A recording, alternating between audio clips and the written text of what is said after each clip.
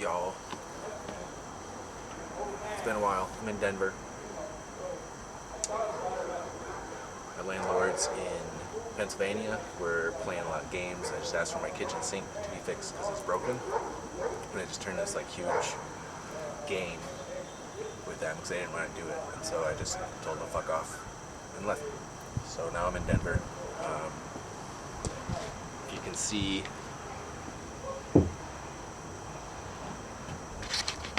that green building right there, I built that. I built that green building. It's pretty cool. In the winter, it's freezing.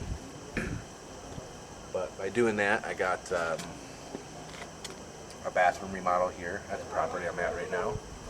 Super modern design. You know, the lady is amazing. She's 80, and so she's very loving and giving, right?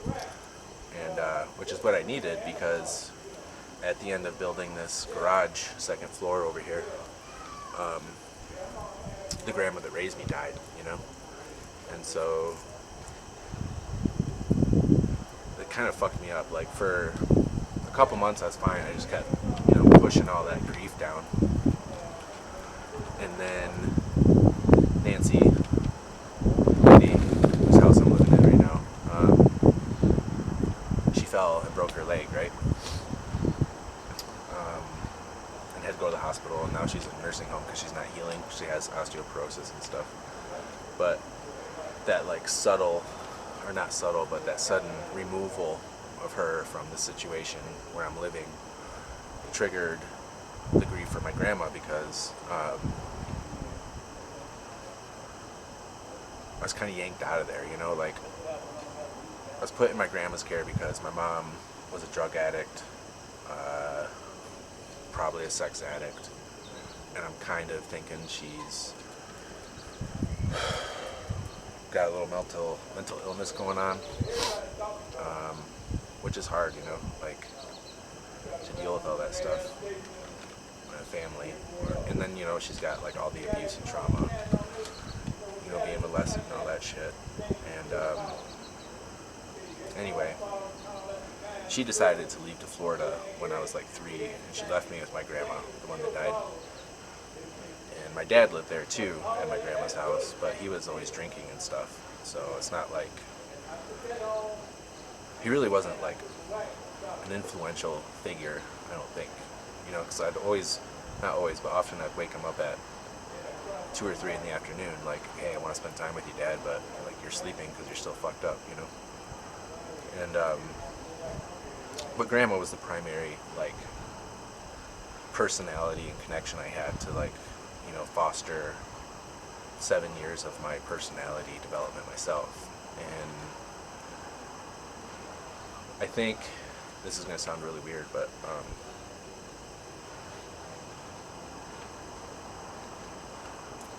I'll be right back. I'm going to get some beer.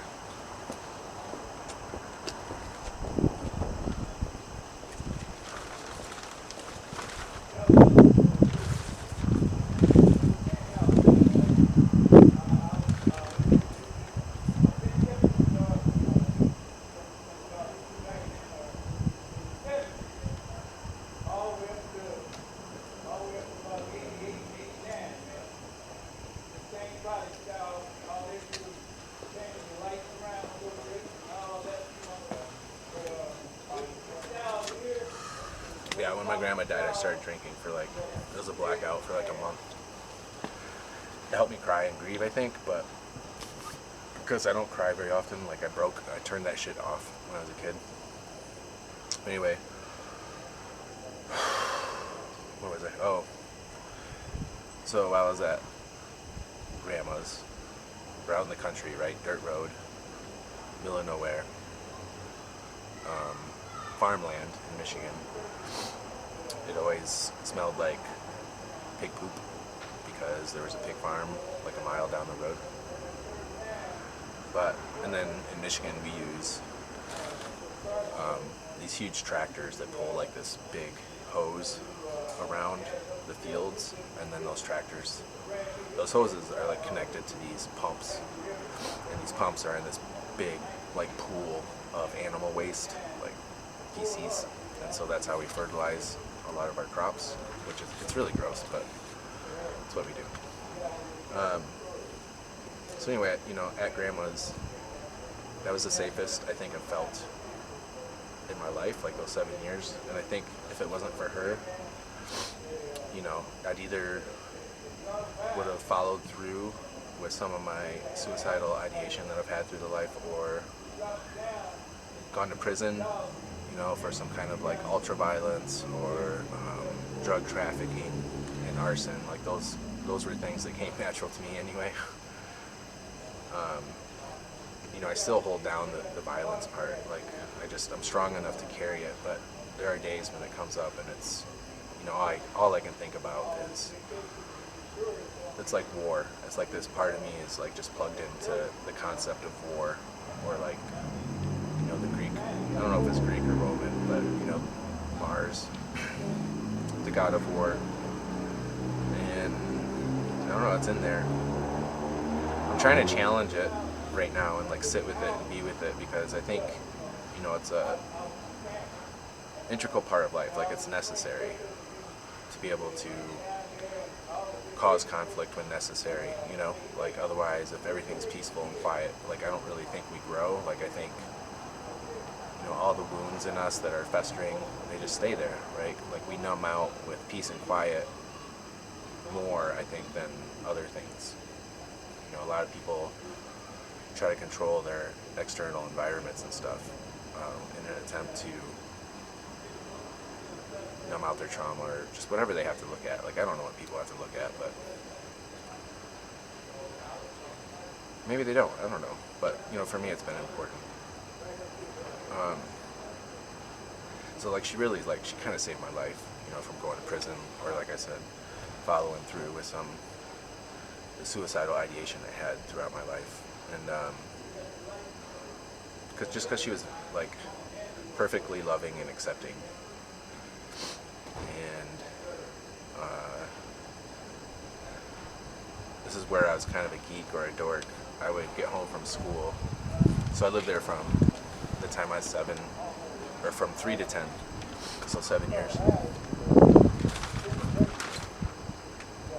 Very developmental years of my life. And then, there was like, I don't know if she knew about it or not, but there was like molestation going on from like my cousin, who would come over and spend the night, and then he would, show me what him and his uncle would do. And then like that became a normal thing from, I don't know, I was 6 until maybe 12, 14, something like that.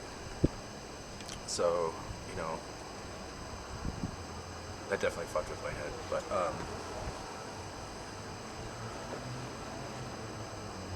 even though that was going on, and even though my dad was a drunk, and even though my mom was gone, like that was still the safest place.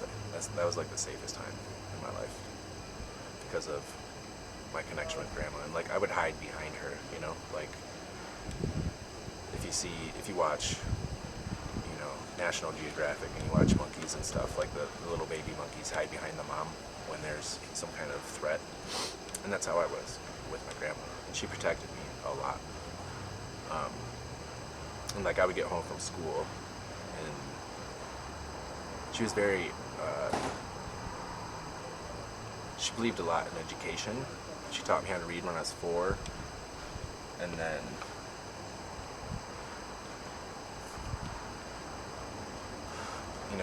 I started going to grade school. I already knew how to read, in kindergarten, and I already knew how to do math. So my first year in kindergarten, because I got kicked out, but my first year in kindergarten, I was scoring, my grades and stuff were great. Like they were perfect. Like we have satisfactory was like one of our grades, and then we had A's and B's for other things. But my penmanship was an S, which is the best, and then my math and reading were A's, which is the best. But I didn't get along with people, so I guess, I don't know, it's just always pushing people's buttons, or I really don't remember much of it, other than I got kicked out and had to like re-attend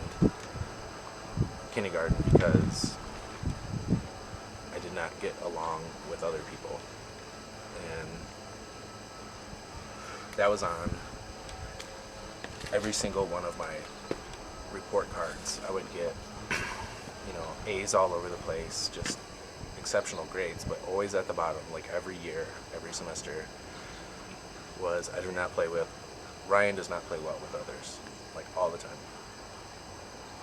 So anyway, that doesn't have much to do with anything, but I would go home from the school, and our school was like 2 miles away, and it was a country school, but it's still pretty big. Like, we had one kindergarten, and then every other grade had 2 classes, so 2 first grades, 2 second grades, 2 thirds, right? But I would get home from school, we'd ride the big yellow bus, and I'd get home and sit at the counter. We had a kitchen island, and half of that island was like a counter to sit at. And so I would sit there and I would do like math books, like math workbooks. And I liked it. I was geeky about it. Like I would like zip through them as fast as I could. And like I remember, I think by the time I was in first grade, I was already doing 4th or 5th grade math, and it just was fun for me. Like it gave me pleasure to do it. And so I guess that's why, I tested so well on nuclear engineering exam for the Navy and stuff. But I don't know, maybe I just have a weird brain. But that was like this pleasure I got from living with Grandma. And then my dad got this woman pregnant, and then they got married. They didn't tell me about it. They didn't tell me they got married. Dad just showed up one day with a wedding ring on, and I remember seeing it. I was sitting on his lap playing with him. I saw it, and I was like, "Did you get married?" He was like, "Yeah." And then I left because I was hurt that he didn't tell me or anything. Like it was just he did it. But he decided that it was appropriate for me to live with him instead of Grandma, and so he yanked me out of there. And I just remember that being like one of the most traumatic experiences in my conscious memories anyway. And they were yelling at Grandma and my dad were yelling at each other. It was really horrible. No one was talking to me or asking me about anything, and it was like this tug of war. No one asked me if I wanted to stay or not, because I would have stayed. And then I remember running off into our downstairs, the second bath we have downstairs. And then I don't know why, but I developed this habit, like when things got too emotional for me, like I would just hold my breath and hope like I would either pass out or like die. I know that's really, it wasn't going to happen. I think even as a kid, I knew that was never going to happen, but the idea was there, and I would follow that, And so I ran into the bathroom, sat on the toilet, and I just started holding my breath as much as I could, hoping that, something would change the way I felt, like die or pass out or something. And anyway, my dad finally, won the argument or whatever, because he had legal rights over me, I guess. And I just never had time to like really revisit that experience, like that wound, because it shut me down a lot. Like if I was playing bad with others before that, like after that was even worse. And I even started, I'd say, I don't know if I was 11 or 12, but I started stealing drugs from my dad and like selling them to high schoolers. And like that just became like this kind of like this theme, And even when I was 11 or 12, like I said, I can't remember what age it was, but the high schoolers where I went to, I was in a new school, but the high schoolers that were in that school, they didn't know how to roll joints, and so I put it together in my head at that young age that if I learn how to roll joints, I can sell the weed for more. And so that's what I did. Like I learned how to roll joints in my bedroom because I was always grounded. I would just sit there and practice and practice and practice until I figured it out. And I would sell for like 20-30% markup, So, I don't know, it's just like this weird innate ability to understand that kind of stuff. But anyway, there was like no discussion about me leaving Grandma's at all prior to the night I was actually leaving.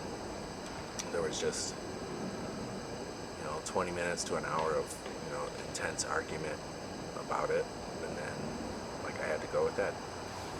So it's very sudden and abrupt, and Nancy falling down and breaking her leg, it was very sudden and abrupt. Like all of a sudden she got yanked out, and so there was like that that overlap of theme going on, and it cracked open the door to my grandma's death, and like all that trauma from like the molestation and like the drug addiction from my parents, like no one really being there outside of grandma for me, like me being all alone, like all that kind of stuff started coming up, and it's just a really intense month of yelling and screaming and crying and running out of snot and like punching door jams and all kinds of shit. So I mean, she has an old, I think they call them Denver squares. These houses, they're all brick on the outside, and they're just solid. Like they're 2x6 construction on the inside, and they're solid. Like this is all oak, old school wood. It's 100 years old. And they're still standing. They're all straight and still level. Like they're really well built. And so when I was punching like door jams, which were like the original ones from when they were built, like I'm surprised I didn't break my hand, I guess. So I don't know. That's been the last 5-6 weeks or so, probably 6 weeks. And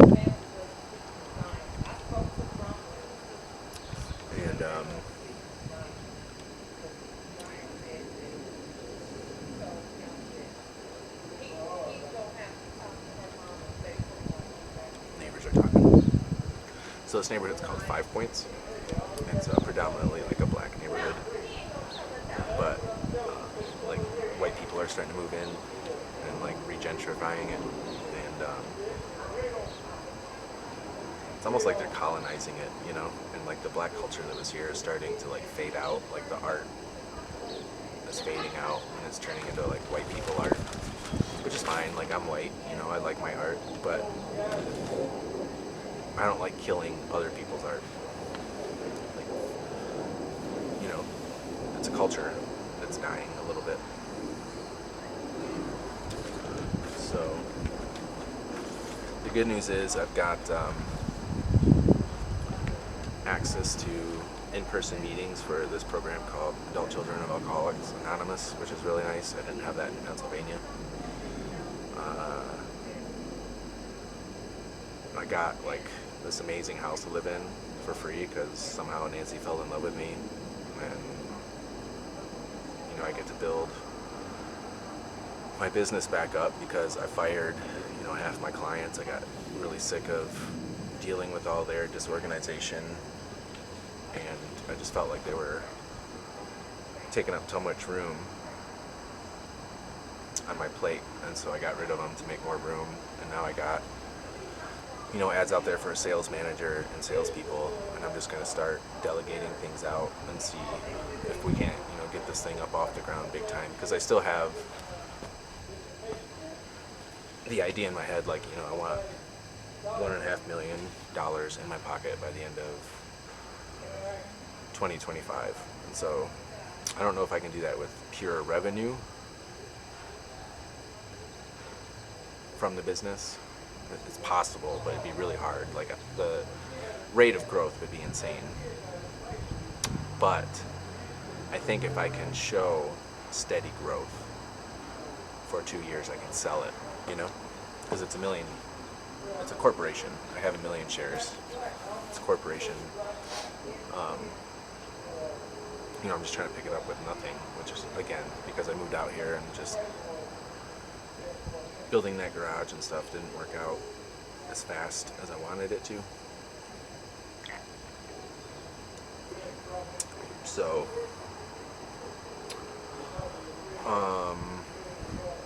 that's that. What else? I'm volunteering at It's a nonprofit like exercise gym.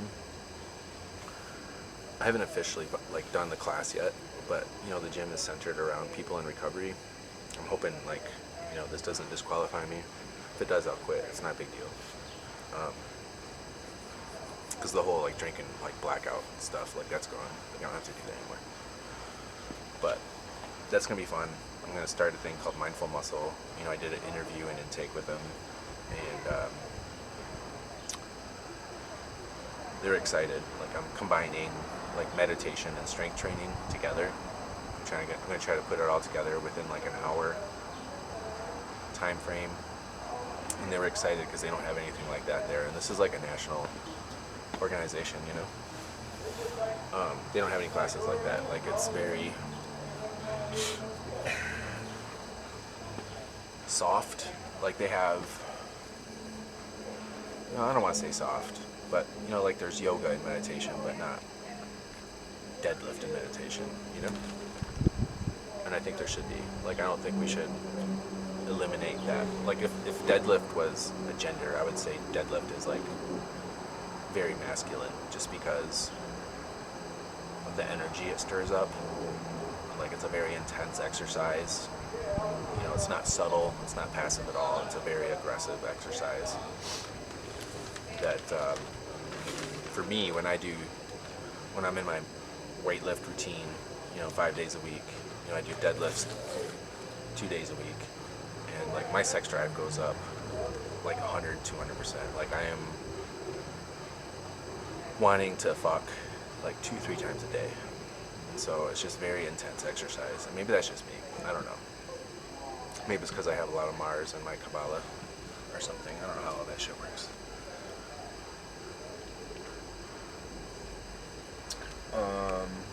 So it's going to be fun.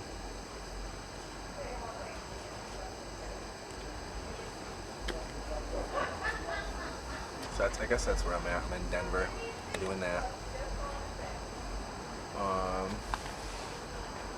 Got a little painting going on. Got a little music. I don't know if you can hear it.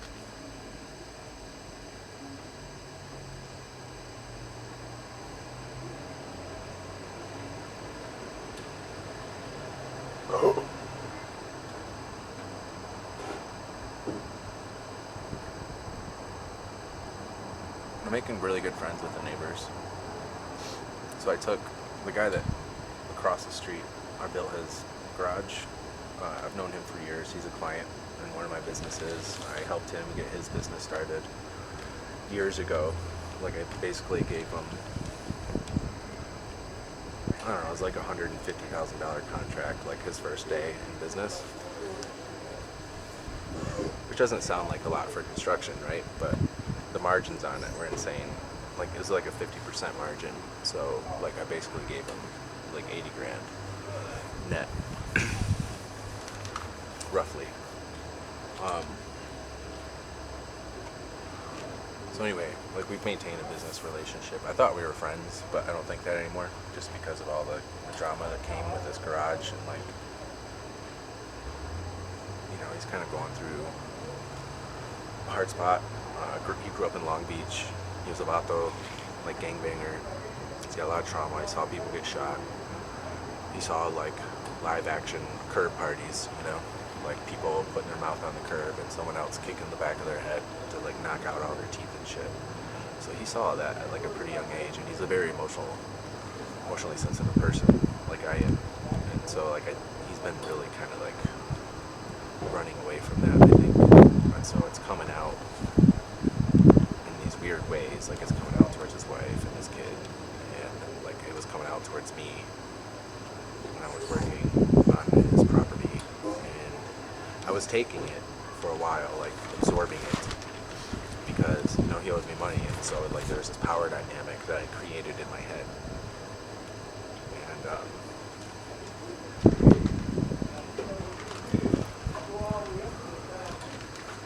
at some point I decided that I'm not going to be talked to like that, and if that means like I don't get paid, that's fine. And so I started firing back at him, and that was fun for a while.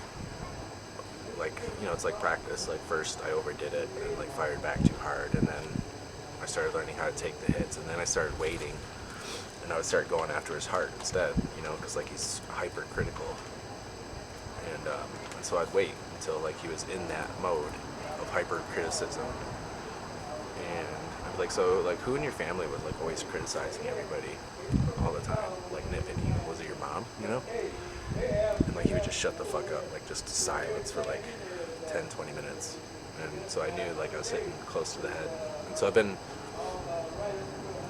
pounding on it that way for a while, because I saw how he takes it out on his wife, and I'm not into that. His kid will be in the room while he's doing it. His kid's only 2, and so that kid's absorbing all that energy. That pisses me off. So I've been like really beating him up about it.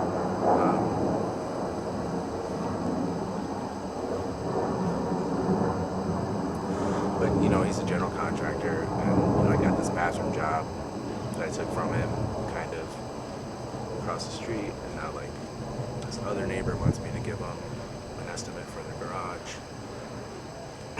which is it's a good chunk of change, to build a new garage. Like basically they have a 1-car garage now that's original. It's probably 110, 115 years old. It's really beat up, It's a lot of work. They want to extend that into a 2-car garage, so that's a big job. And they want me to give them an estimate for it, so that'll be fun. And then his other neighbor, John, we'll call him John, has been bringing me to job sites as well to give estimates and stuff. So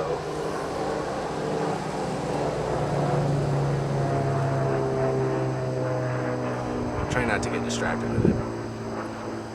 There's a big need for construction workers in Denver, but people don't want to pay for it. Like Brian, all the guys he uses, maybe not all, but 40-50% probably, they're all undocumented people from Central America, so, which I like people coming over, but to join our culture, but also,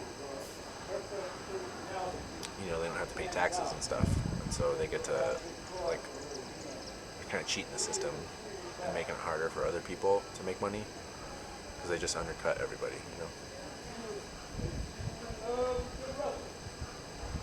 And I understand that's like a part of capitalism, but it's not my kind of capitalism. It's not something I'm into. So I think I'm gonna go get my earbuds. Oh, and so I opened up to my dad, about all the stuff that was going on at Grandma's that he didn't know about, like all the sexual shit and stuff. And apparently he was also molested growing up, and so it must be like a family tradition type thing. I know him growing up, like his dad died when he was 16. My dad was 16 when his dad died, and like his dad died in a trailer fire because he was drunk and passed out with a cigarette, and somehow that caught everything on fire. So like there's a big trauma. And then my grandma, she has her own issues, even though it was like the safest place. I felt like one of her boyfriends, or I don't know, maybe it was a husband, but I mean, he used to just beat the shit out of her and my dad and his brother, like really bad. So that stuff was always going on, and it's like my family tree is horrible. It's like here I am, like I can be very charismatic. My standardized test scores, put me at a pretty high IQ, like 0.5 of human population, and yet, like all this hereditary nonsense in our family tree just makes life like extremely fucking difficult. Like there's this innate self-sabotage in me,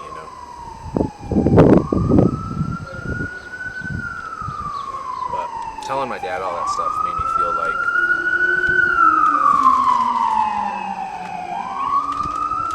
free, you know, like I was supposed to be talking about that shit from the get-go, you know. And then when Grandma's brothers lived, we had this trailer on our farm that Grandma's mom lived in, and then when my grandma's mom died,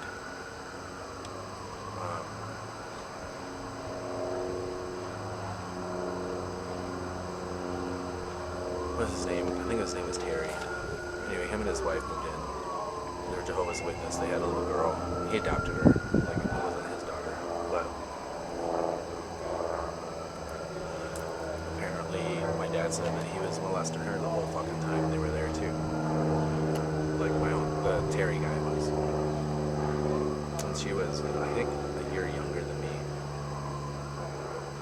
So when I was 7, she was 6, like, she would introduce things to me, like sexually, I guess. And I never understood, like, how she knew how to do that kind of stuff until my dad said that, you know? Like, I thought maybe it's just, like, instinctual. But, I don't know, like, it's really fucked up.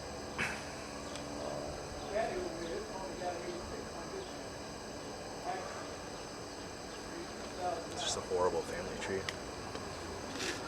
But, Kelly and I, a friend of mine, we started a website. This is where you're going to see the video. It's called Rostic.com or Rostic.gallery. It's an idea we kicked around when we were younger, probably 5-6 years ago. And just we had a falling out. I was drinking a ton. There was a little cocaine in there. I was going through a breakup, which, you know, I don't deal well with anyway. And so everything just kind of fell as it was, and then, you know, we reconnected, and I was in Pennsylvania a little bit. She lives in Pittsburgh.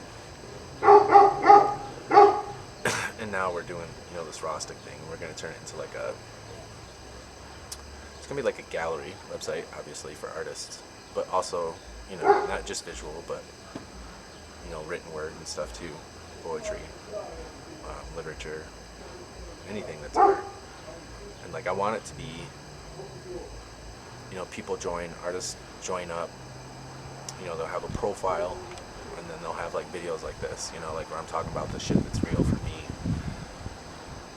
And like, we just share this stuff with each other, and we put it online, and then, you know, our art's obviously involved, you know, online for sale as prints or originals or whatever. And then this way, you know, we can start developing, I don't know, I'm kind of hoping like healing of some sort, or like some kind of artist community that doesn't really exist yet, because like talking about this stuff I just talked about, like, it's really important for me to talk about it. Like, first with my dad, like, that was a huge relief, you know. And then Kelly, I don't know why, she called me one night when I was like in the middle of the dark stuff, you know, like I was hitting shit like all the time. I was just fucking in it. And she called me, and I was like, I don't want to deal with this shit, and so I ignored it. And she called me again, I was like, I still don't want to fucking deal with it. And then I called her, she called the third time, and I was like, Jesus Christ, I'm like, I'm just gonna get rid of her, you know. And so I answered it, and she was there for me. And then like, I was able to like sit there, you know, we have a second story balcony, and I was out there like crying, listening to her. And like, she had like very similar experiences where, you know, her parents weren't so groovy, and so she was raised by her grandma too, almost the same time frame as mine, my experience. And, you know, she was able to, I let her in while I was crying, and that like never fucking happened before. Like, I don't do that with people. I don't let people in while I'm fucking crying, even though it was over the phone. Like, I was still letting her in. And she gave me a lot of validation, because, you know, I felt like the foundation of my personality was getting ripped, you know, out of me. And so she gave me that validation of like, yeah, like, that's a primary staple, you know, person in your developmental years, like that. That's what happens when they die. Like, there's this huge emotional upheaval, because she had already experienced it, you know. And so like, that was really useful. And But it's by like talking and being open and honest and raw, right? Raw stick, that we were able to do that. And it's also cool. Um, Politically, she's like, I would call her like, a far left progressive. I call myself like an extreme centrist. It's it's not in America yet, but it's definitely in Europe.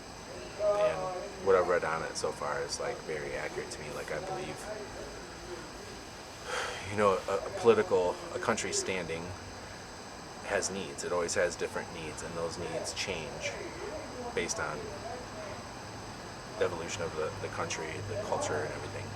And so we have to meet the changes where they're at. We can't just go hardline with one, very concrete political ideal and like try to fix it that way, because it just doesn't work.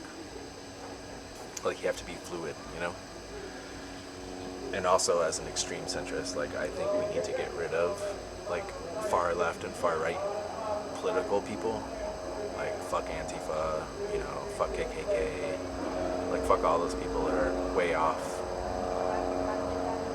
the beaten path. Like they're dangerous, they're destructive to me. And so like I think we need to like get rid of those influences, which is the extreme part.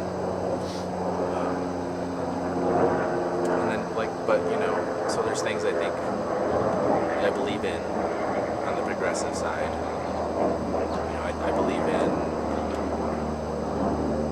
shelter for people, food, water, that kind of stuff. Like people fall down, they need help getting back up. People have mental illness. There's no resources, or the resources are a pain in the ass to find in America to like deal with all that. And so I think all that stuff needs to be reinstated, because we used to have those things. And then there's other things I don't agree with, and that's I don't agree with. Let's put it this way. I wouldn't take my kids to a drag queen story hour thing at the library. That's just me. I also wouldn't take them to like a strip bar. I wouldn't hire a stripper to perform at their birthday party. Same thing with the drag queen stuff. Other parents have the right to do whatever they want. I don't care. But for me, like that's not going to be a thing. I wouldn't take my kids to a Maudeville show, right? I love Maudeville, but it's not for kids. So Kelly's on the other side, like, she thinks all that stuff should be super accepted. And so we have this huge conflict of ideas sometimes, and we try to talk about it over the phone, but it can be tough, because we're both really stubborn and reactive. And so, but at the same time, like at the end of it, it's like there's just a little bit more acceptance and tolerance of an opposing view than before the conversation, And so I think if her and I can start fostering or keep fostering like safe places to like discuss things and like encourage other people to do so as well, like it'll turn out hopefully that everybody will start coming back towards the middle of real love and acceptance towards others, and start seeing the nuances of things instead of having concrete ideology.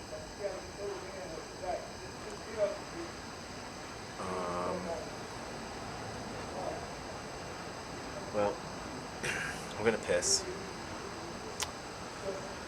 I'm gonna get another beer. I'm gonna put my earbuds in. And I'm gonna paint. You guys can watch if you want for a little bit. Maybe I'll try to talk while I'm painting, see if you guys can hear it.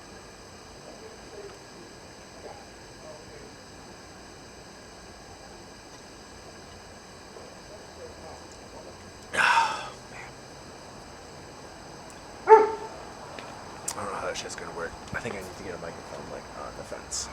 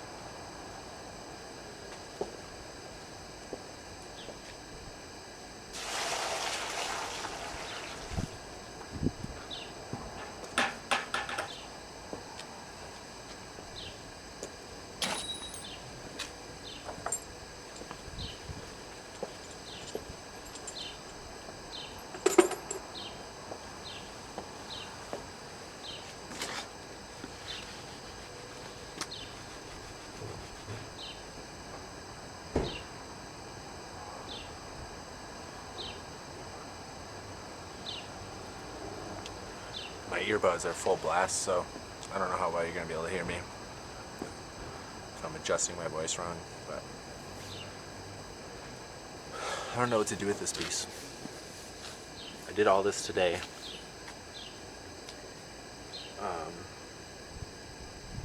This is a truck topper from John. He got a new truck topper and let me have this, his old one.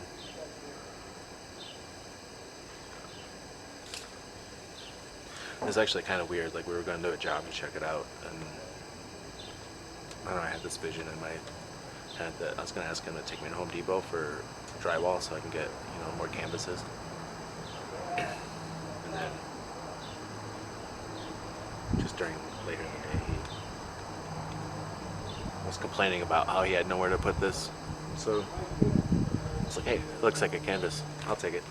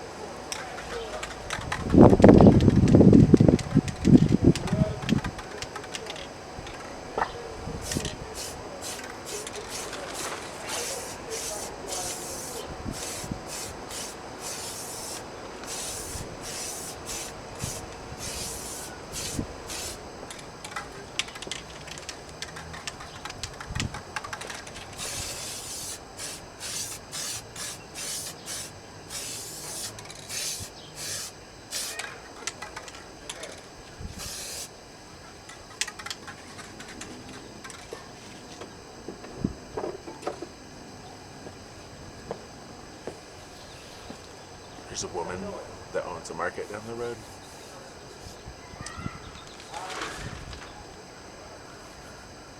first time I saw her, immediate attraction.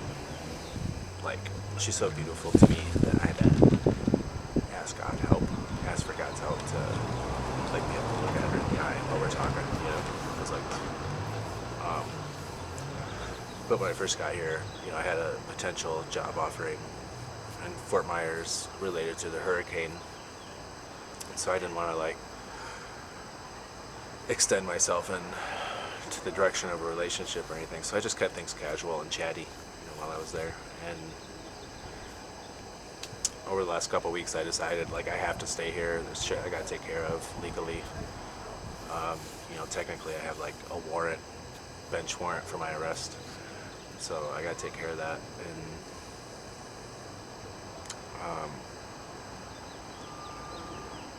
anyway, I told her like last week that I'm staying here in Denver, and now it's hard. Like I'm always looking through things with like my id, like I always want to fuck, and so like that's a challenge. But I think really what I want to do,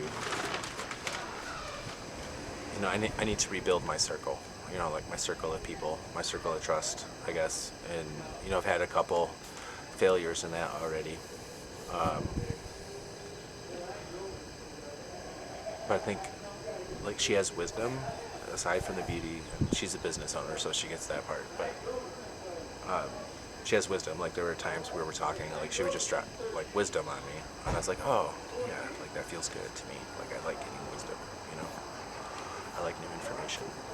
And sometimes the wisdom is just reaffirming to what I already knew, but like I forgot it in my head because my brain's always fucking chattering, So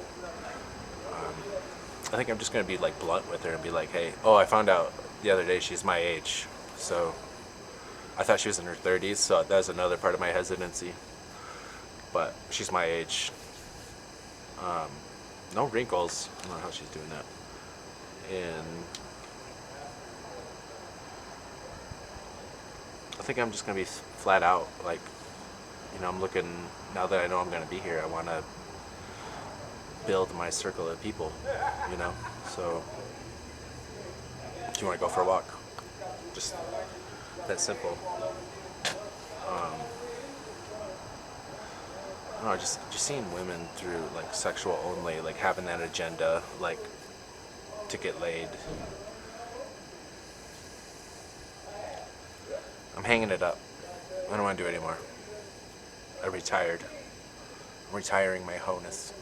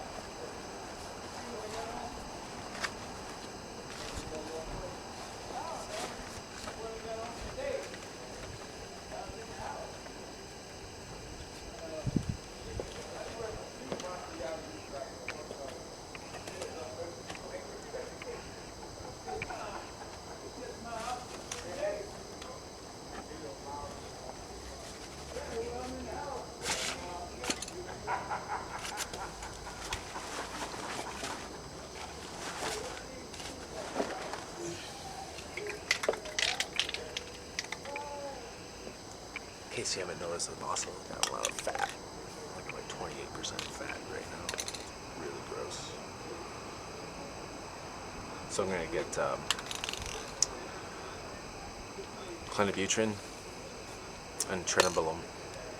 I'm gonna rub them together. They're toxic as hell, and I'm gonna do it and see what I can do with the fat.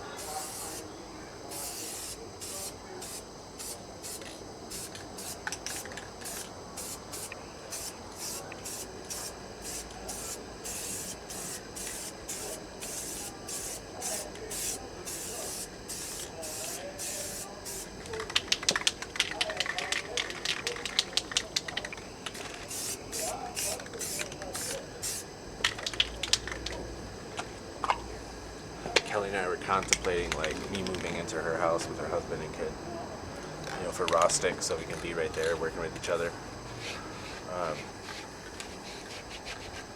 Which I think is a really good idea, but you know, I got so much like legal issues and stuff here. I feel like my life's been on pause for the last 7 years because I haven't dealt with it. Because I didn't think I had the capacity to deal with it because I was fucking in the mental hospital and shit. But I still want to like, I think what I want to do is like be able to go like fly there for a week and like work with her like intensely for a week, like shooting videos, making art, you know, building the website. I think that'd be a really cool thing to do. So she was making fun of me. It doesn't matter where I go. Like you can drop me off like in Moscow probably in February and with nothing but a backpack, and like in a year or two like I'll be okay. You know, like I'll be pretty set up. Just something about my life, like I just fall into luck. I guess it's part of having Jupiter, a lot of Jupiter in your chart. Because Mercury's like my number one planet and Jupiter's second. And so I'm a Leo, and yet it goes Mercury, Jupiter, Neptune, Uranus, and then Leo. Like Leo's like my fifth most popular planet. But I guess Jupiter's all about luck and abundance and government, success. But I think the government thing for me has got spin to like my government, like my structure, my rules, not someone else's. And that's very accurate to me. I used to kind of like look at astrology as just like a, I don't know, like something fun to read about, but really not that relevant. And then I started digging deeper into it, and I like my astrology, my numerology, my Kabbalah, my, you know, my boy's wife, she has a book about birth dates. So my birthday is on the 29th, right? So it gives you a profile based on the 29. That, my Myers-Briggs, and then my Enneagram, they're all the same. All of them. They all describe the exact same things. So, I mean, I kind of just reached a stage of like, fuck it. Like, I'm just going to look at whatever I need to look at, you know? And when I started getting specific with it, like in Kabbalah, I have Gevurah. That's one of my Sephiro, is Gevurah. And Gevurah is, what is Gevurah?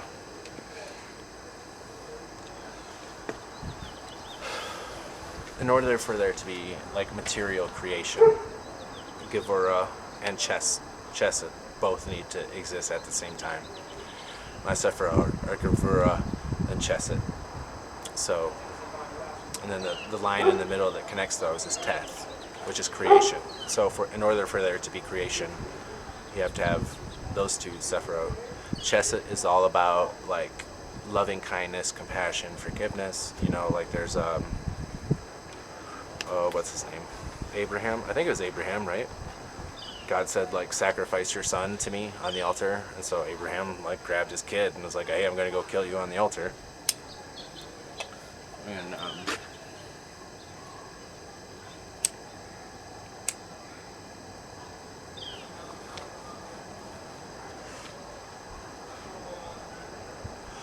he's getting ready to throw down the knife into his kid's chest or whatever. And fucking this angel showed up, right? And the angel's like, hey, don't do that. You don't have to do that. So the angel showed compassion and mercy. And the angel is argued to be Zadkiel. Zadkiel is the angel of mercy, forgiveness, and learning, intelligence, that kind of stuff. His aura is purple, like his color is purple. So Chesed is related to Zadkiel, right?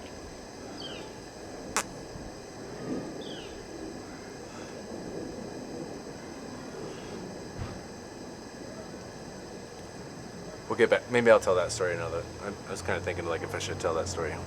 But I had run-ins with. I'll tell it. So that's one of my Sephiro. It's Chesed, which is Zadkiel. I had a run-in with Zadkiel when I was in college. I was having a really hard time with my mom. I had tons of resentment towards her. I just didn't like her. But I couldn't put it together yet because I was so like emotionally detached from myself, like about the abandonment and all that.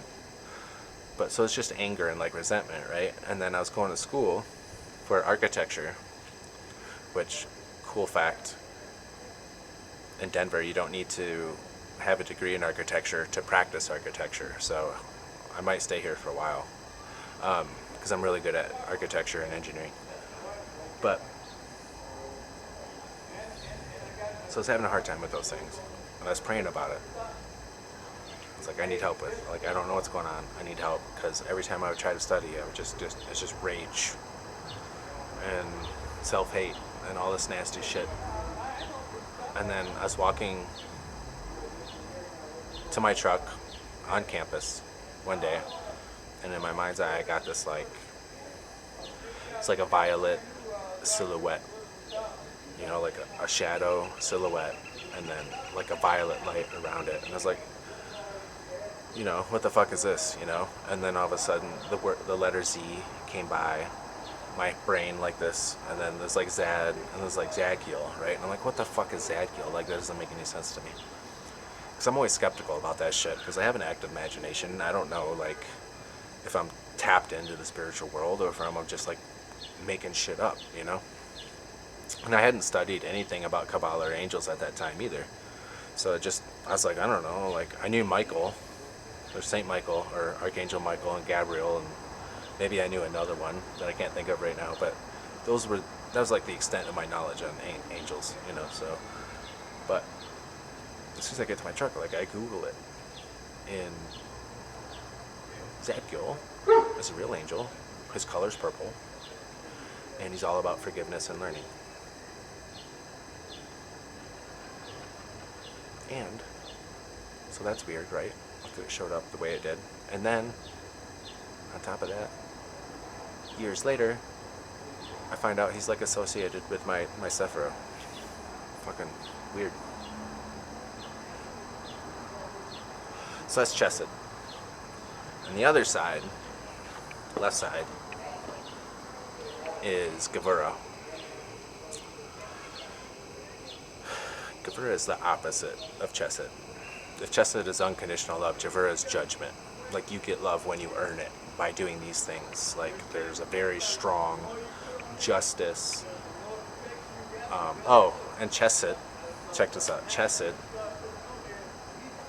its planet is Jupiter, right? So in tropical astrology, Jupiter is my number 2 planet.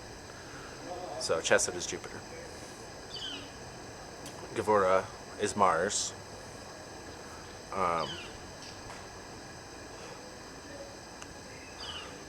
Mars didn't really show up in my tropical, but the characteristics did.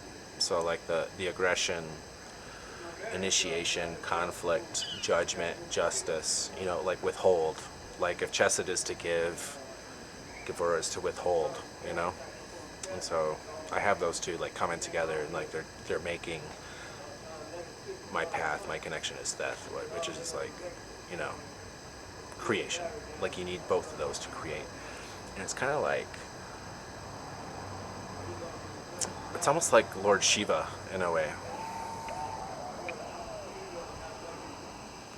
or like the Hindu Trinity. There's Shiva, who's the destroyer, which could be Gavura, and then there's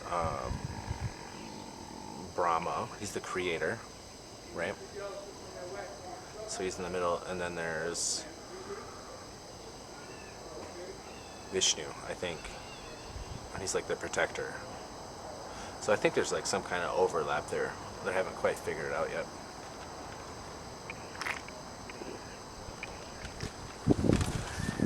I don't know, it's weird how it all works out.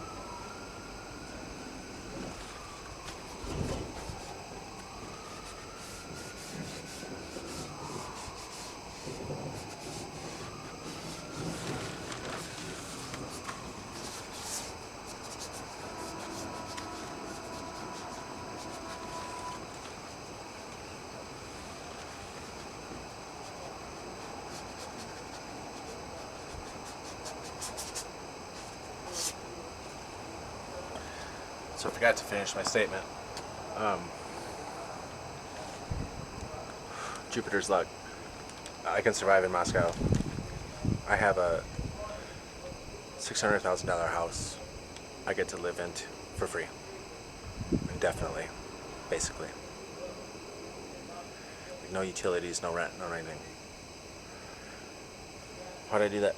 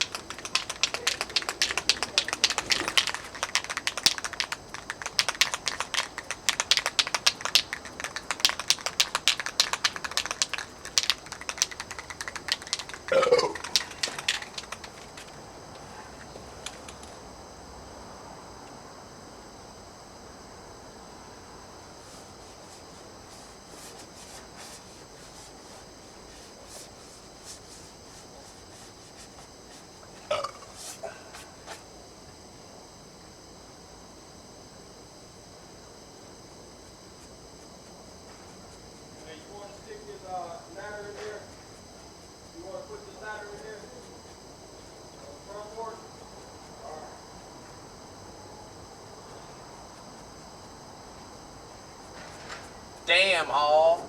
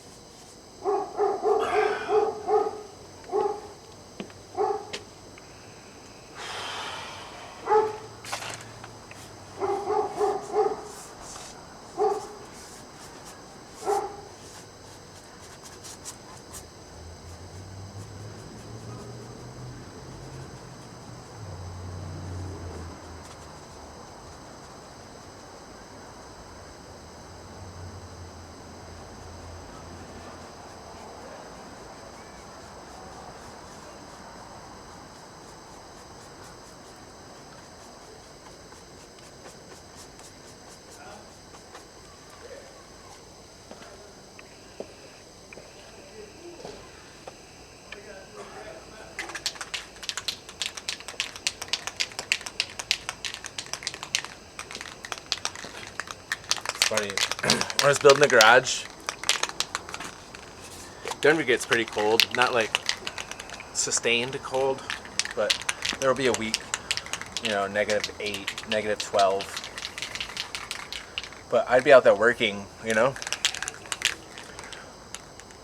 most people here, they just don't go to work if it's that cold. But I'm from Michigan, so I'm like, fuck off, I'm going to work. And then it'd be snowing, like blizzard. And I'd be out there working too, and most people here are like, oh, it's snowing, I'm not coming in. So The neighbors saw that, and I think that's why I got like some of these job offerings.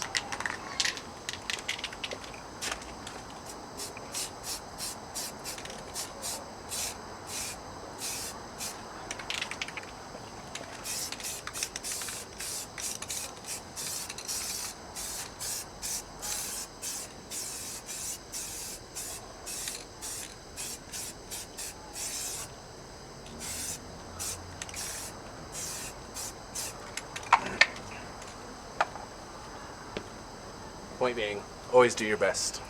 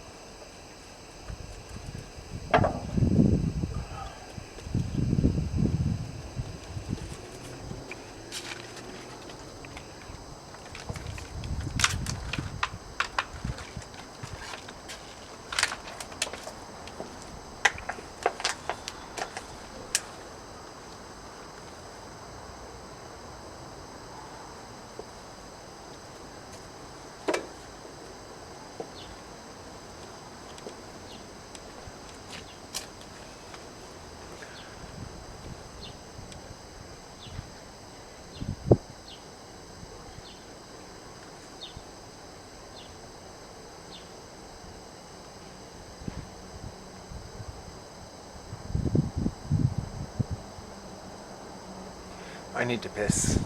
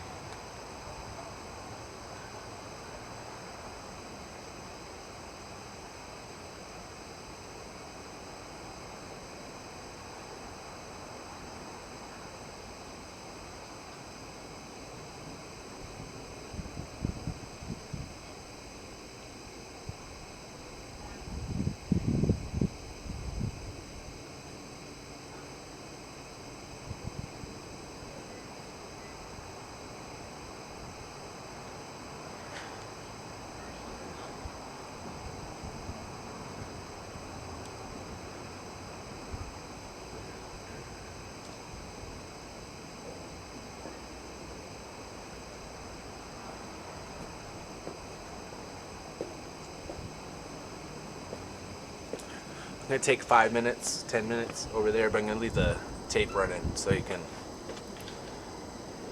watch the drips.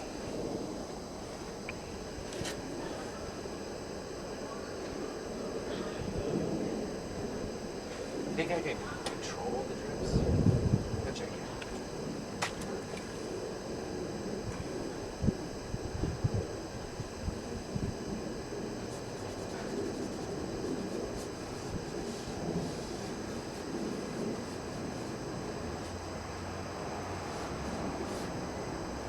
Damn, Hall.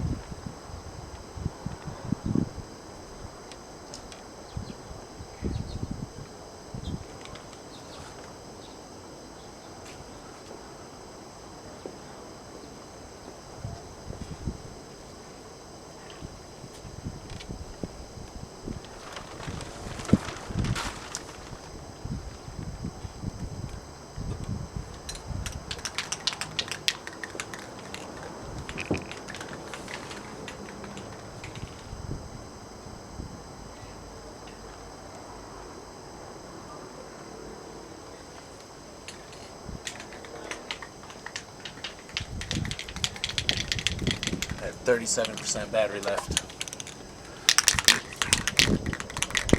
Changed my music to Nirvana Live in New York Unplugged.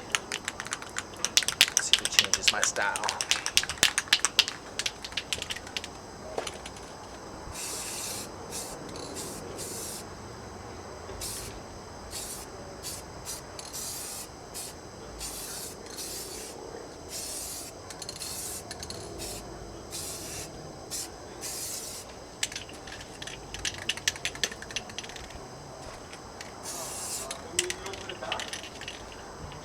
Bad folks gonna lay down, don't go to heaven where the angels fly. Gonna let the fire and cry. See him again till the 4th of July.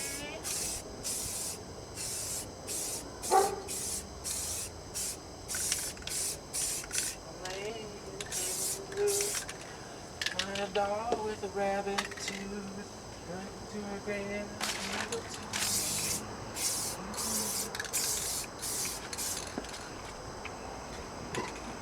Bad folks go when they die, they don't go to heaven where the angels fly.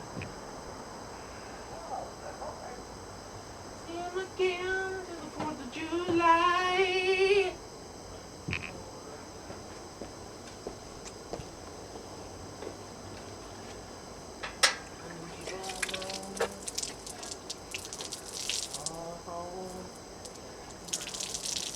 Their bones in their own. Bad folks go when they die, they don't go to heaven where the angels fly. Let the fire and fry. See them again till the 4th of July.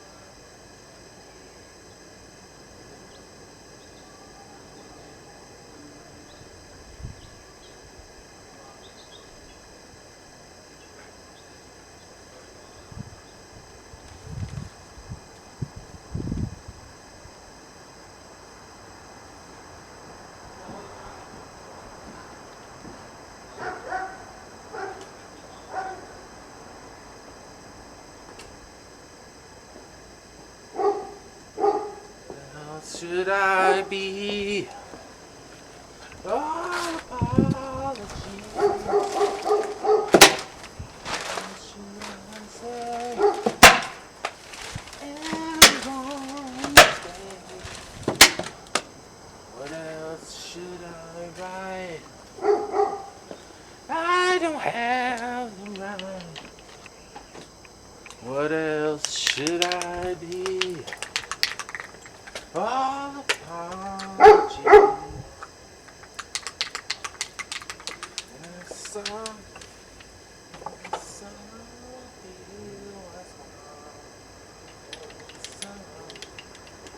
song, Mary,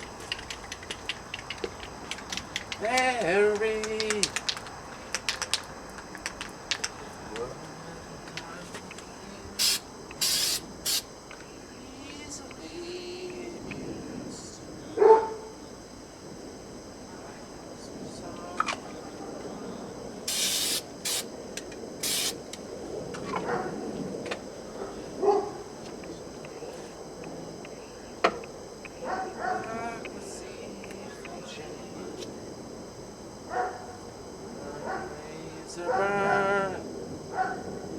choking on the ashes of in the sun, I feel as one. In the sun, Mary, Mary, yeah.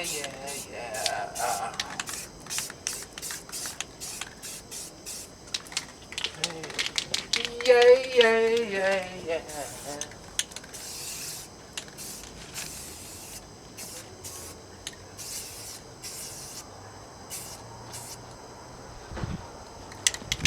Oh, we all alone.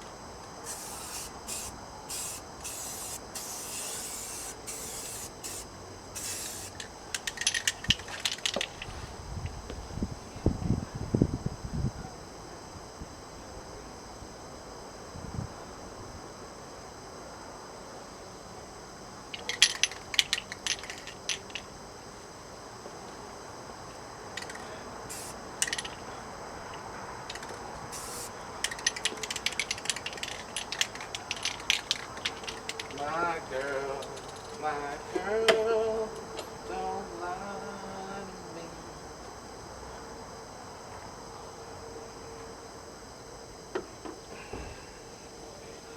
My girl, don't lie to me.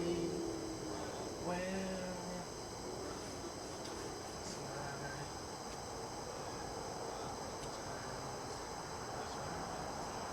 sun will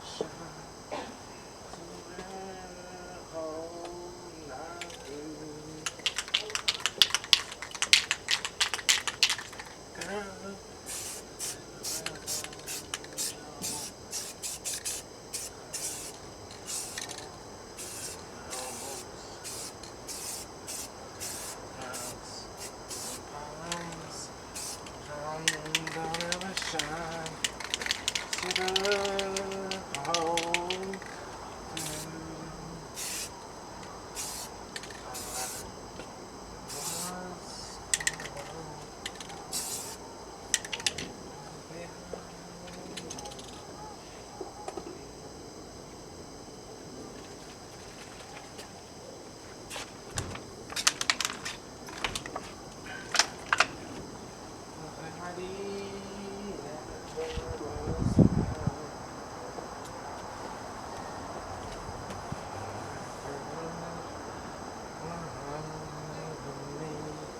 Tell me, where did you sleep last night?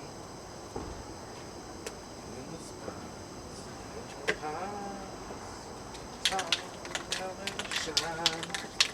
till the whole night through.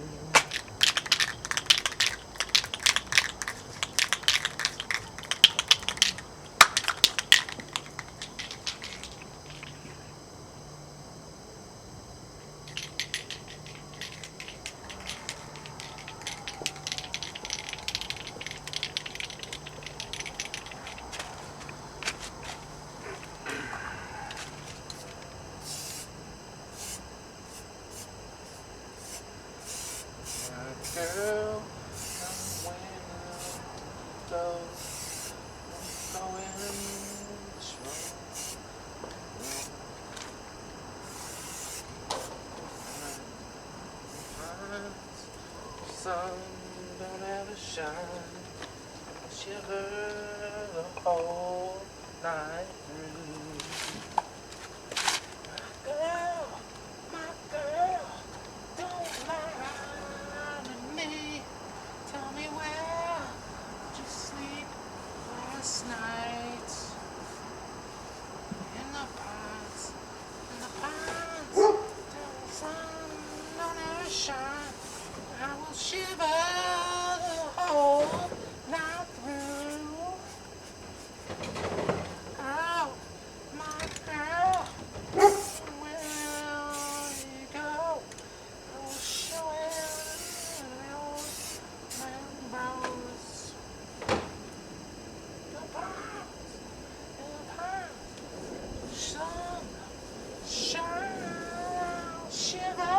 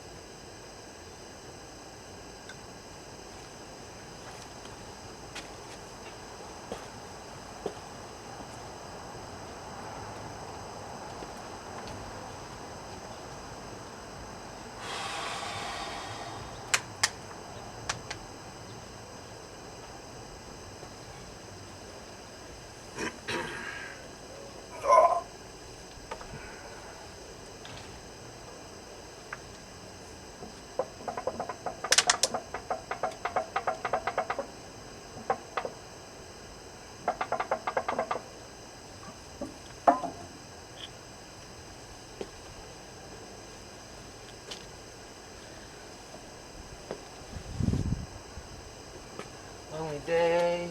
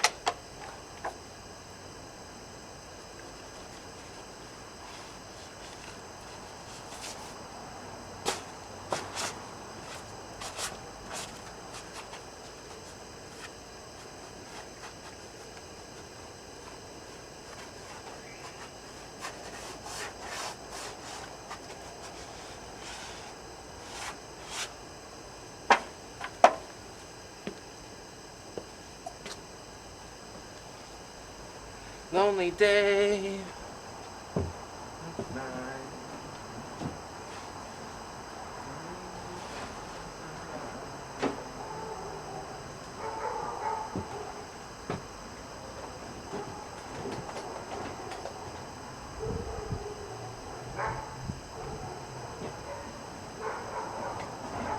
Not like them. Pretend the sun is gone. I have a life. My is done.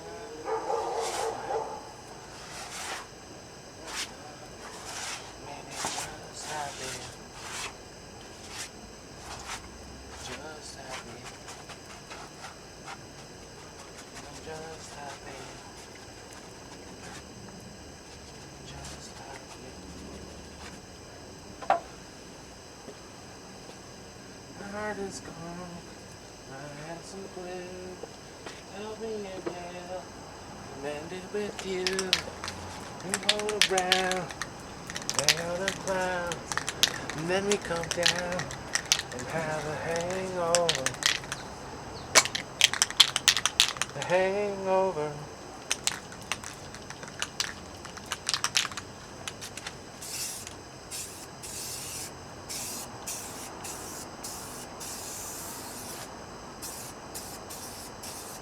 Some wanna see, yes she will. So wanna she learn, love, will burn. I'm not like them, but I can pretend the sun is gone. I have the night, my is done. I've been fine, I'm done. Maybe just have.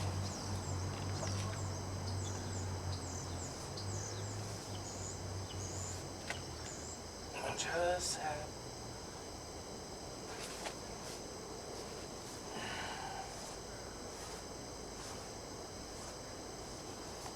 I think I'm done. I think I'm done. I think I'm done. I think I'm done. I think I'm done. I think I'm done. I think I'm done. I think I'm done. I think I'm done. I think I'm done. I think I'm done. I think I'm done.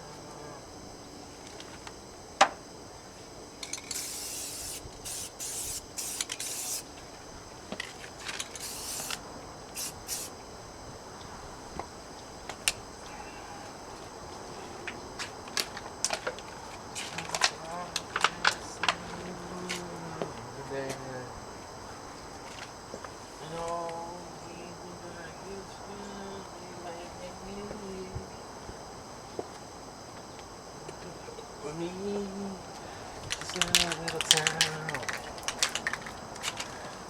Anyway, let's go straight down.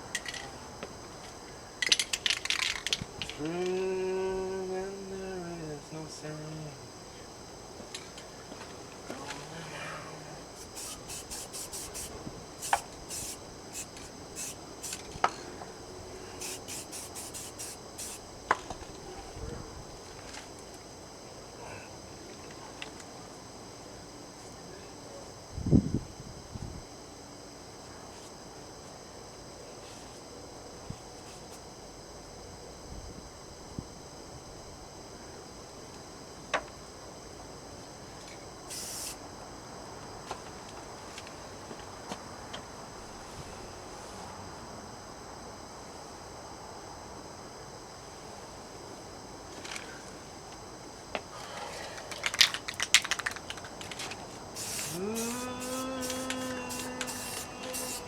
Wait till tomorrow.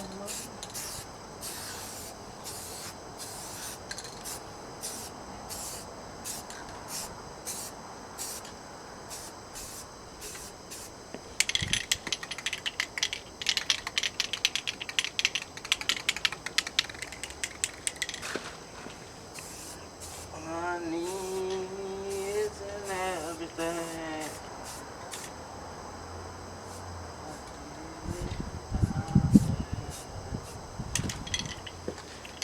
Think you can keep on going, living like a king. Ooh, baby, song me down.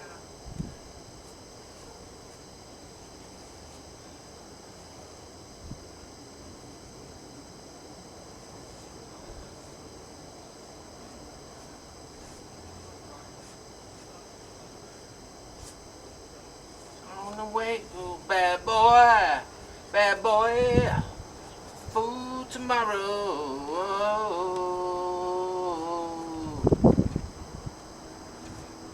You gonna wait till bad boy, wait till tomorrow.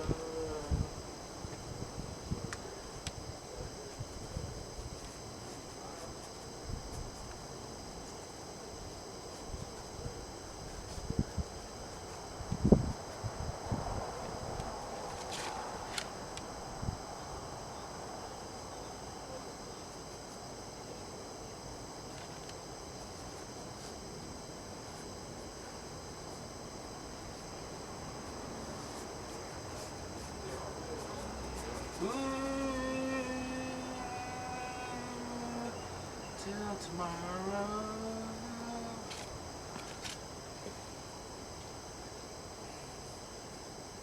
You wait till tomorrow.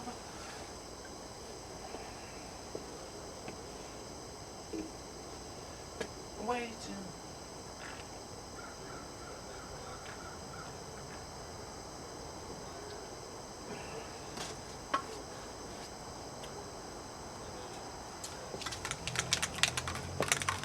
Art is mental health.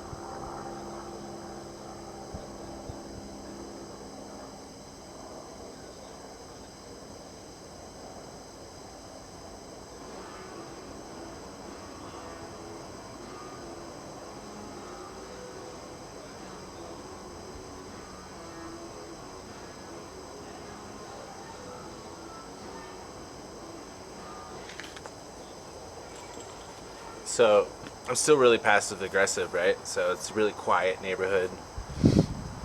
Brian and Whitney are definitely the youngest homeowners around, like for blocks, right?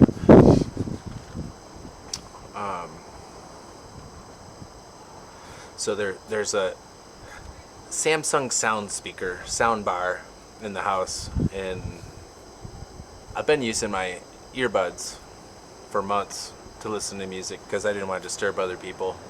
But now that I have the house to myself, I've been cranking up that sound bar, and every time Whitney comes out, she has to listen to my dubstep music, and I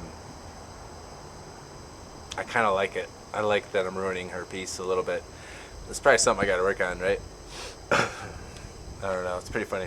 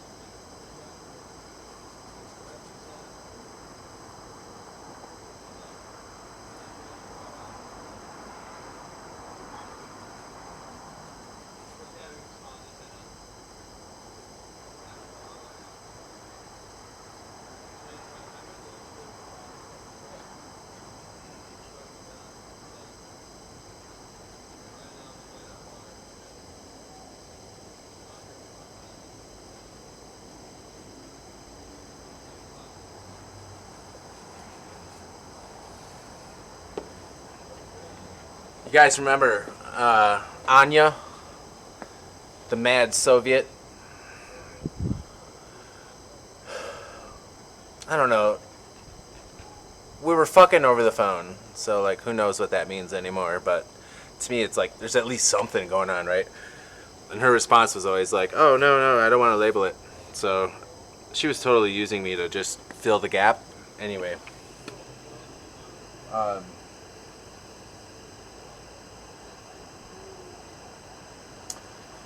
her uncle or great uncle, I can't remember, was a general in Sputnik, right? The Russian space program back in the 50s, 60s.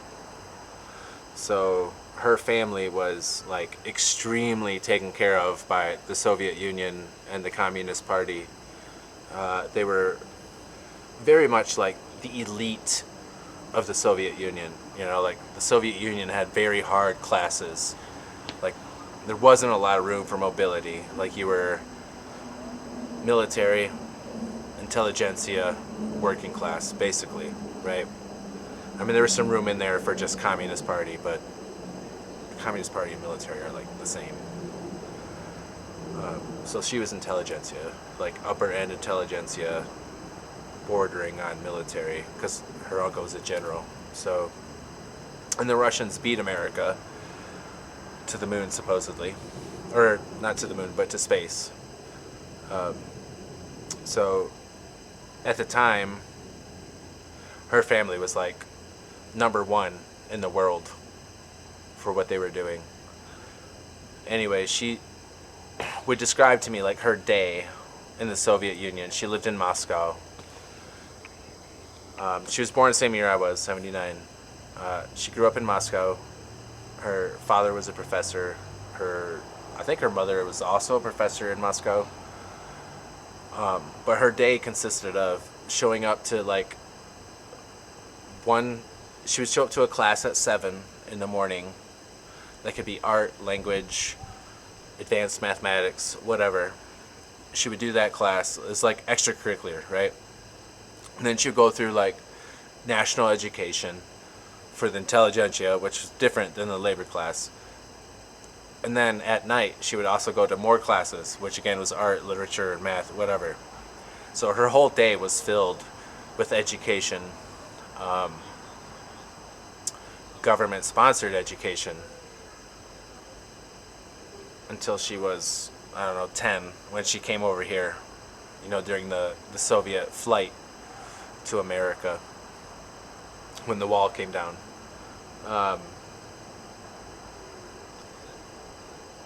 It just dawned on me that, like, she had all of this, like, this road just paved out for her. Like, just this fucking massive road of success paved out for her. And her brother, she's a twin.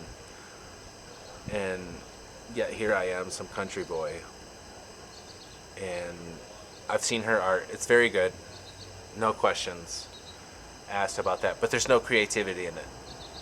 There's no style. There's no voice, right? Like, it's just very structured. This is what you do in her art. But it's really good. And I used to feel very insecure about it, because I didn't think I had the same line paved for me in terms of intelligentsia. You know, I didn't have the government like pushing me forward the way that she had. You know, I had public education and then my grandma. That was it. So I just realized I'm just as good as her. I had everything she was like given to on a silver spoon, you know? And I think we forget that as humans. Like, where we come from doesn't matter as much as where we go. You know, and if we're all created equal, we're all born equal, then whatever we see in other classes of society are things we already have, you know? And I'm really grateful for Anya. That was her gift to me. Like, she gave me the keys to the elite, you know? She gave me the keys to power and control over government, my environment, and everything else. And I guess I should owe her hold within me like a sense of debt towards her, and like give that back to society as much as I can. Like help other people come up. She didn't give me that on purpose. It was accidental. There's a Jesus said something along the lines of, don't let your left hand know what your right hand doeth. People think like that means to give without boasting, No, no, no, no, no, no. Yes, for certain people, yes. That's as far as you're going to go in the understanding. A deeper understanding of that is that how we see ourselves in the world, the physical reality through our senses, is one thing. There's another part of us that really has the reins of our life, and it's outside of our physical senses. It's like our higher self, the New Agers would call it, the Christ within. Some Christian mystics would call it. But, in the tree of life is the expression of God through us, right? Like we're aware of what we're doing here in this world, but there's this other part of us that's interacting with the other parts of other people, and there's lessons being they're being passed between each other, And we don't know about those lessons. And that frees us in a way, because those are the lessons we're supposed to be giving, the ones we can't see. And that frees us to be who we are. Because if we're trying to live by very dogmatic ideas in the material world, we're enslaved, right? We're enslaved by that dogma without question. What if that dogma's wrong, right? We never go through that phase. We have to go through that phase of challenging our dogma that we were born with. I'm American. I grew up in a very small Midwestern town. Our dogma was very much Christianity. For me, it was Baptist, Baptist Christianity, extremely strict, no gambling, no card playing with gambling, dancing, and like no darn. I couldn't say darn. I couldn't say dang. Like it's a very strict environment, and those people are great. I really love them. There was one woman in particular. As a kid, I used to go to Bible study on Wednesdays to get away from my family because, one, it was hell, and I couldn't take it. It was too much. Like I was grounded all the time. I had to stay on my bed, grounded. Like I couldn't get off my fucking bed. Like I had to stay on my fucking bed for like months. So I would go to church to get away from that, Like, what are they going to say? Like, you can't go talk to God or whatever? Like, that was my loophole. But there was, during Bible study one day, I was really good at Bible study. During Bible study one day, there was a volunteer. I think she was in her early 20s, maybe late teens. I was probably 11 or 12, about when I was starting to, sell weed. And, I don't know, it's just like, blah, blah, blah, like just doing my thing over with other kids. And she gave me this, she's like, Ryan. I'm like, what? What? She's really pretty. What? She's like, have you ever thought about being a lawyer? And I'm like, what's that supposed to mean? I think I said no, why? And she's like, well, your voice carries very well, right? And what I learned later in adult life, like in my 30s, what she was saying was, your voice is annoying me, like turn it down, right? Like that was her, like she transformed that discomfort inside her and turned it into like a nurturing statement. And that's something that's always stuck with me. Like there's a lot about baptism I don't like, but there's a sense of love there that I can't really find outside of maybe like Catholicism, like true Catholics, like old school Catholics.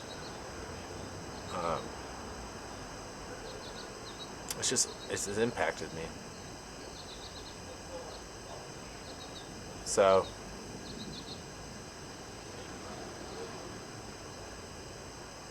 what if I have the same skill set and talents as Anya did, growing up in intelligentsia. But because I grew up in addiction and like all this, really fucked up shit, I couldn't see it, you know? I was clouded by the shame and the darkness. And she had some shit happen to her that was like very similar to me and my dad, you know? So it's like that the abuse and the trauma doesn't skip generations or skip, social class. Like it's there everywhere. And that's really upsetting to me. But in a way, like her and I had very similar lives because in the Soviet Union, if you're upper class like her, you get an apartment in Moscow, right? Everything's paid for. Really nice. Everything's paid for. And then you have like a country place. In the country place, like 12, 10 acres, whatever. And you got like gardens and stuff. Her grandma lived in the country place. My grandma lived in the country place. We had 40 acres, or 80 acres. Sorry, 80 acres. But that's, a different story. But we had the gardens, we had the country, we had the animals, we had all the same things that she had. And then in the summer, I would go to Fort Lauderdale, Miami, which is a major metropolitan area, like huge, super wealthy. And there I was exposed to the metro life, except for like I wasn't like, introduced to people and places and things that would enrich my lives. Like over time had to learn how to look for that and go get it myself. But we had those same experiences, even though I grew up very much, poor white trash, or as my friend in Chicago would say, working class, right? So she grew up elite, I grew up working class, and yet we have these same paths that cross over. And, despite my anger and resentment towards her for so many years, like, that was her, or so many months, that was her gift to me, was, I'm a part of that too. So, you never know when these, like, lessons come in, They just happen. Yeah. When you're unwanted, when you're down, go straight.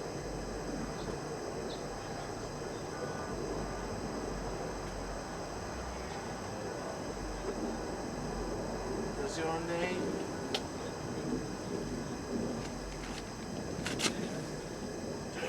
Strange.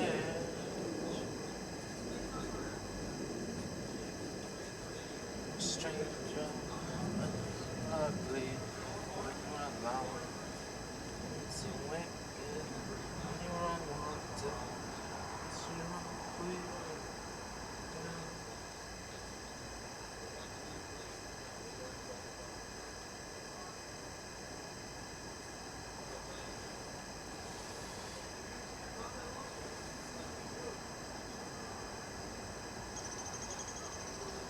Strange, no other rain.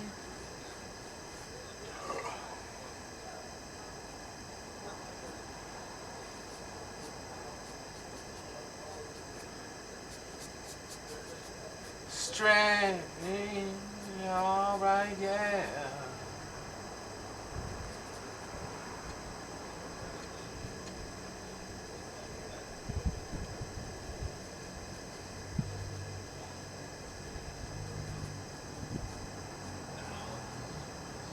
Strange,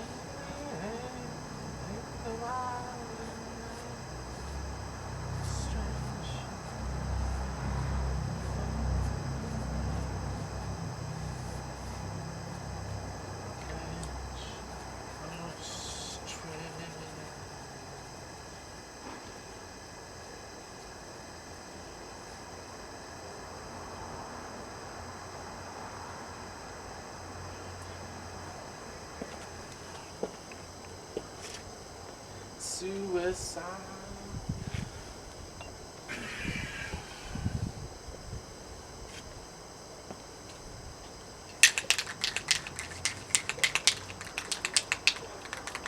I'm gonna end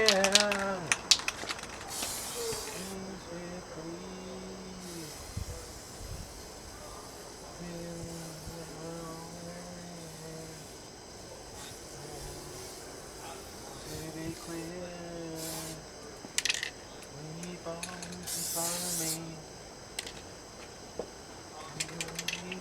My jealousy.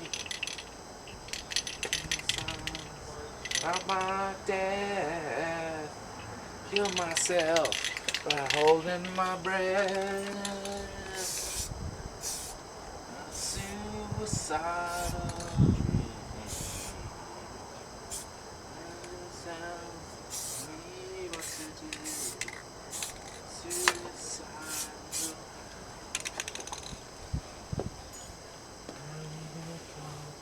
It's yours too.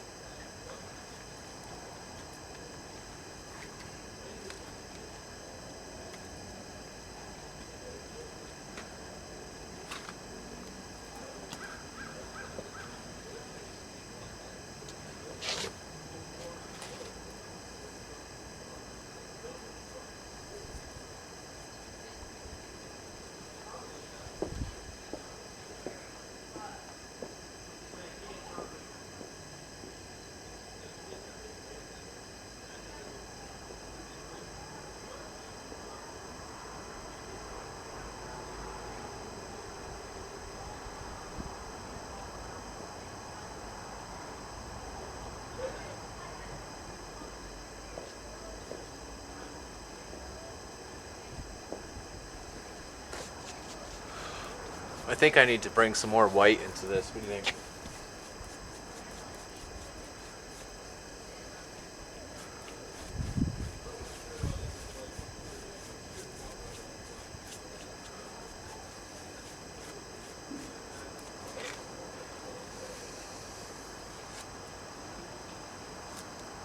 I cut one of my clients go. Well, two.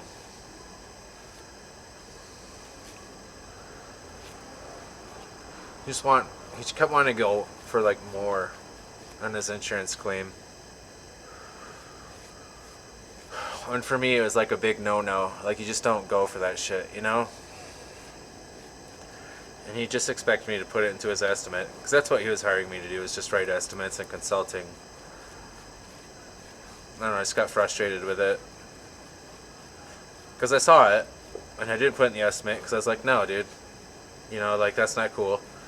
And he's like, hey, I need you to fix this. And I'm like, yeah, no. I'm sick and tired of you trying to go for more. And he even opened up to me somehow. That conversation led to, if you want to talk to past relatives, you can talk to God and like have God as like a mediator, you know? Like to me that's just normal.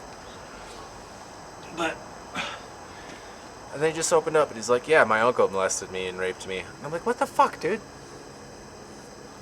Like, is this just like,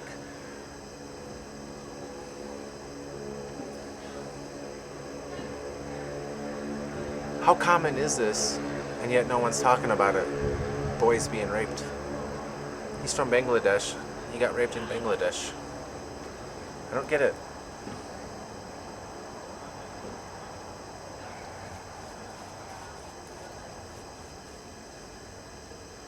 Seriously, man.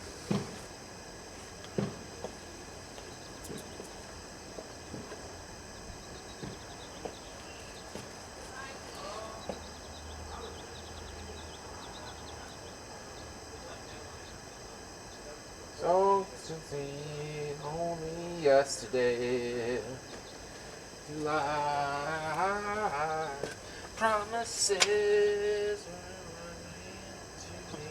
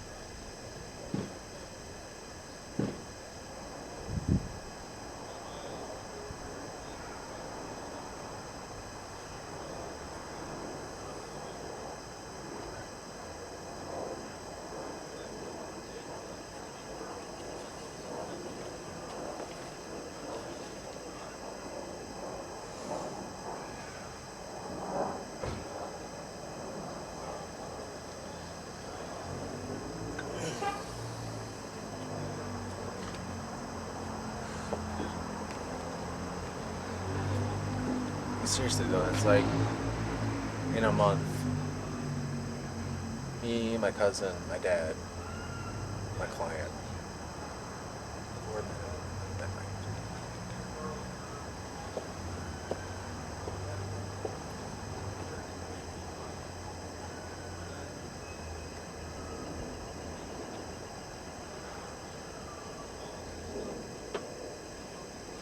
When we looked inside your heart-shaped box for weeks, and into your magnet traps, could eat your cancer when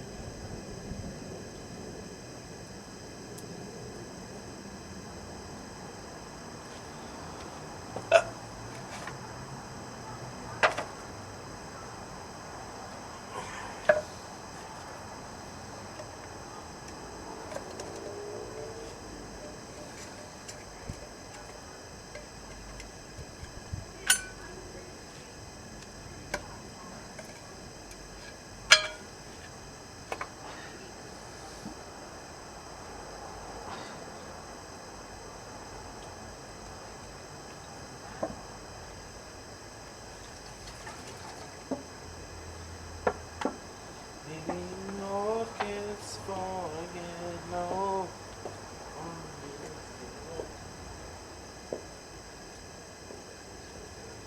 Angels carry a baby.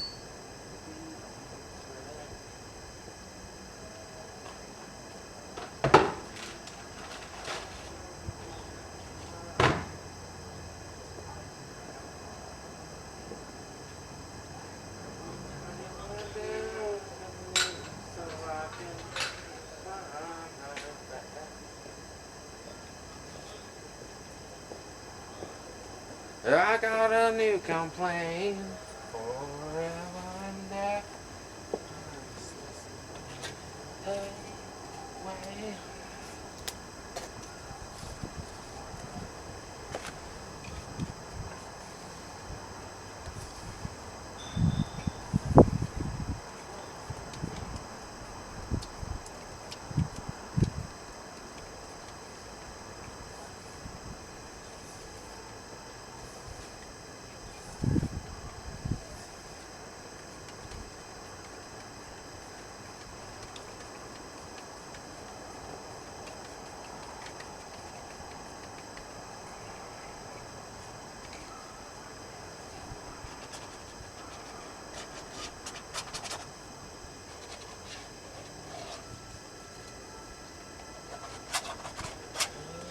Like a Pisces when I am weak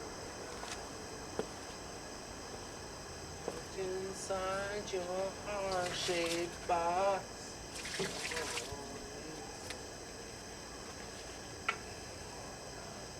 To your magnetar trap. Eat your cancer when you turn.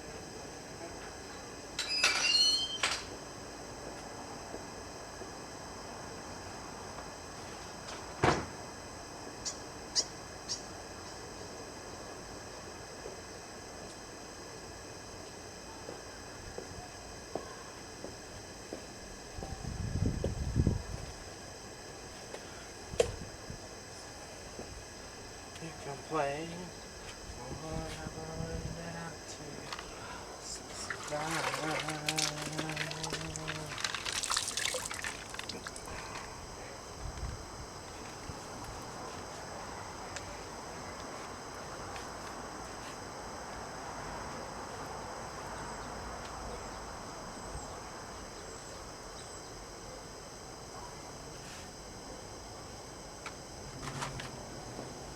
Four guys in a month. Crazy.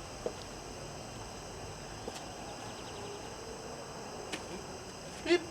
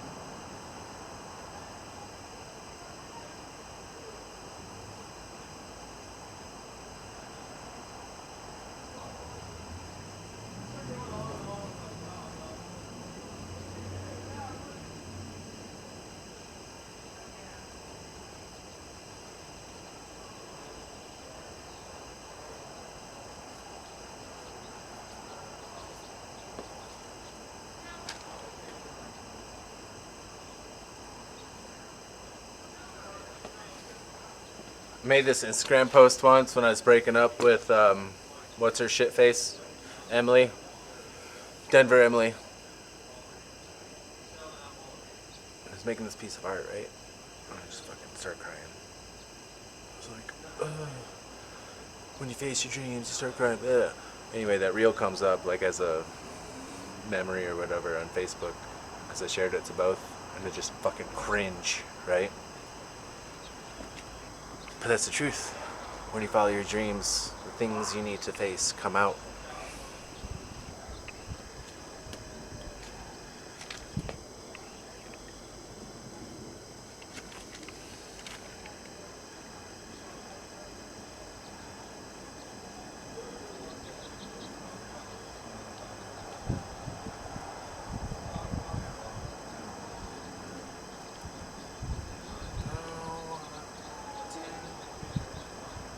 I don't know what to do. Makes me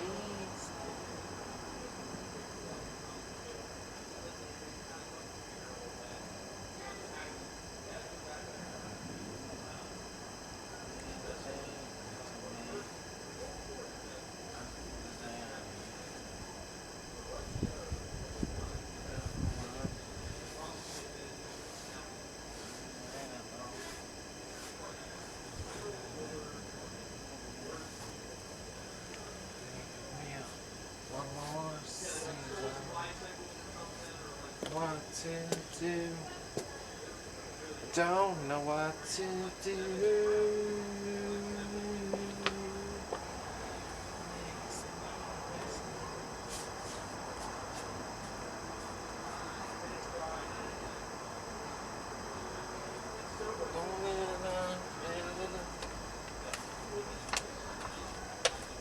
I won't let this build up inside of me. I won't let this build up inside of me.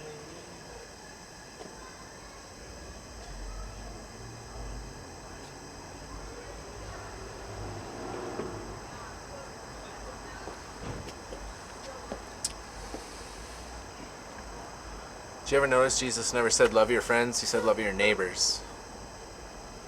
I think neighbors was relevant because we're surrounded